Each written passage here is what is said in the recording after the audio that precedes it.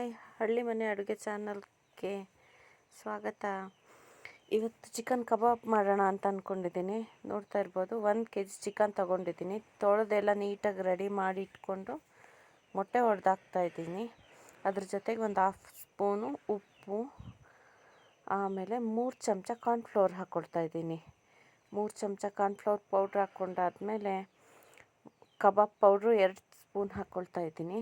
2 spoon ಕಬಾಬ್ powder ಹಾಕ್ಕೊಂಡು ಆದ ನಂತರ 1 ಸ್ಪೂನ್ ಅಥವಾ 1.5 ಸ್ಪೂನ್ ಖಾರದ ಪುಡಿ ಹಾಕ್ಕೊಳ್ಳಿ. ನಮ್ಮ ಮನೇಲಿ ಸ್ವಲ್ಪ ಖಾರ ಇಷ್ಟ, ಹಾಗಾಗಿ ಸ್ವಲ್ಪ ಜಾಸ್ತಿ ಹಾಕ್ಕೊಳ್ತಿದ್ದೀನಿ.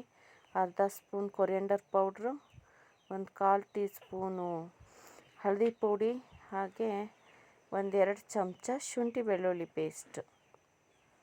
ಇದನ್ನೆಲ್ಲ ಹಾಕ್ಕೊಂಡಾದ್ಮೇಲೆ 1-3 ಚಮಚ ಮೊಸರನ್ನು ಹಾಕ್ಕೊಳ್ಳಿ. 5 ಸ್ಪೂನಷ್ಟು ವಿನಿಗರ್ ಹಾಕ್ಕೊಂಡಿದ್ದೀನಿ ನಾನೀಗ.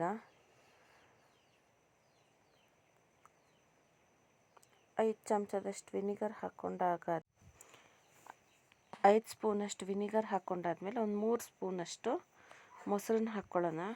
ಮೊಸರು ಹಾಕ್ಕೊಂಡ್ರೆ ತುಂಬ ಚೆನ್ನಾಗಿ ಬರುತ್ತೆ ಕಬಾಬು, ಕ್ರಿಸ್ಪಿಯಾಗಿ ತಿನ್ನೋಕ್ಕೆ ತುಂಬ ಚೆನ್ನಾಗಿರುತ್ತೆ.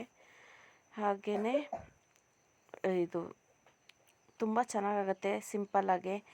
ನೀವು ಕೂಡ ಮನೇಲಿ ಖಂಡಿತವಾಗ್ಲೂ ಟ್ರೈ ಮಾಡಿ. ಮನೇಲಿರೋ ಐಟಮ್ಸೇ ಹಾಕ್ಬಿಟ್ಟು ಮಾಡೋ ಅಂಥದ್ದು. ನೀಟಾಗಿ ಚೆನ್ನಾಗಿ ಕಲಸಿ 1 hour ಅಷ್ಟು ಇಡೋಣ. ಇಟ್ಟು 1 hourಗೆ ಚೆನ್ನಾಗಿ ಉಪ್ಪು ಖಾರ ಎಲ್ಲ ಇಟ್ಕೊಬಿಡತ್ತೆ. ಯಾಕೆಂದರೆ ಮೊಸರು ಹಾಕಿದ್ದೀವಿ, ವಿನಿಗರು ಹಾಕಿದ್ದೀವಿ. ಹಾಗಾಗಿ ಎಣ್ಣೆ ಕಾಯಕ್ಕೆ ಇಟ್ಕೊಂಡಿದ್ದೀನಿ. ಎಣ್ಣೆ ಕಾದಿದೆ ಚೆನ್ನಾಗೆ. ಬನ್ನಿ ಇವಾಗ ಕಬಾಬು ಎಣ್ಣೆಲಿ ಕರ್ಕೊಳ್ಳೋಣ. ಎಣ್ಣೆಲಿ ಕಬಾಬ್ ಕರ್ಕೊಳಕ್ಕೆ ರೆಡಿ ಮಾಡ್ತಾಯಿದ್ದೀನಿ. ಕಬಾಬ್ ಒಂದೊಂದೇ ನೀಟಾಗಿ ಬಿಟ್ಕೊಳ್ಳೋಣ. ತುಂಬ ಚೆನ್ನಾಗಾಗುತ್ತೆ. ಖಂಡಿತವಾಗ್ಲೂ ಟ್ರೈ ಮಾಡಿ. ಟ್ರೈ ಮಾಡಿಬಿಟ್ಟು ಹೇಗಿತ್ತು ಅಂತೇಳಿ ನನಗೆ ಕಮೆಂಟ್ ಮಾಡಿ. ತುಂಬ ಥ್ಯಾಂಕ್ಸ್ ನನ್ನ ಚಾನಲ್ನ ವಾಚ್ ಮಾಡ್ತಾ ಇರೋದಕ್ಕೆ. ಸಬ್ಸ್ಕ್ರೈಬ್ ಮಾಡ್ಕೊಳ್ಳಿ, ಕಮೆಂಟ್ ಮಾಡೋದನ್ನು ಮರಿಬೇಡಿ, ಶೇರ್ ಮಾಡ್ಕೊಳ್ಳಿ. ಹಾಗೆಯೇ ತುಂಬ ಚೆನ್ನಾಗಿ ಆಚೆ ಈಚೆ ಸೈಡೆಲ್ಲ ಸ್ವಲ್ಪ ದಪ್ಪ ಇದೆ ಚಿಕನ್ ಪೀಸಸ್ಸು ನಾವು ಓಡಿಸಿರೋದು. ನೀವು ಸ್ವಲ್ಪ ಮೀಡಿಯಮ್ ಓಡಿಸ್ಕೋಬೋದು, ತುಂಬ ಚೆನ್ನಾಗಾಗತ್ತೆ. ನೀಟಾಗಿ ಸಣ್ಣ ಉರಿಯಲ್ಲಿ ನೀಟಾಗಿ ಚೆನ್ನಾಗಿ ಬೇಯಿಸ್ಕೊಳ್ಳಿ. ಆಚೆ ಈಚೆ ಮಗ್ಚಾಕಿ ತುಂಬ ಚೆನ್ನಾಗಾಗತ್ತೆ.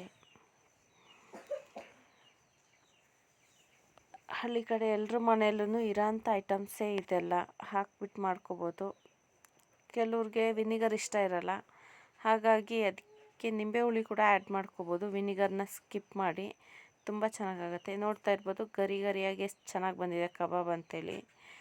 ಬನ್ನಿ ಹಾಗಾದರೆ ಫ್ರೈ ಆಗಿದೆ, ಎಲ್ಲ ಪ್ಲೇಟಿಗೆ ತೆಕ್ಕೊಳ್ಳೋಣ. ಬನ್ನಿ ಟೇಸ್ಟ್ ನೋಡೋಣ. ಹಾಗಾದರೆ ತುಂಬ ಕ್ರಿಸ್ಪಿಯಾಗಿ ತುಂಬ ಚೆನ್ನಾಗಿ ಬಂದಿದೆ.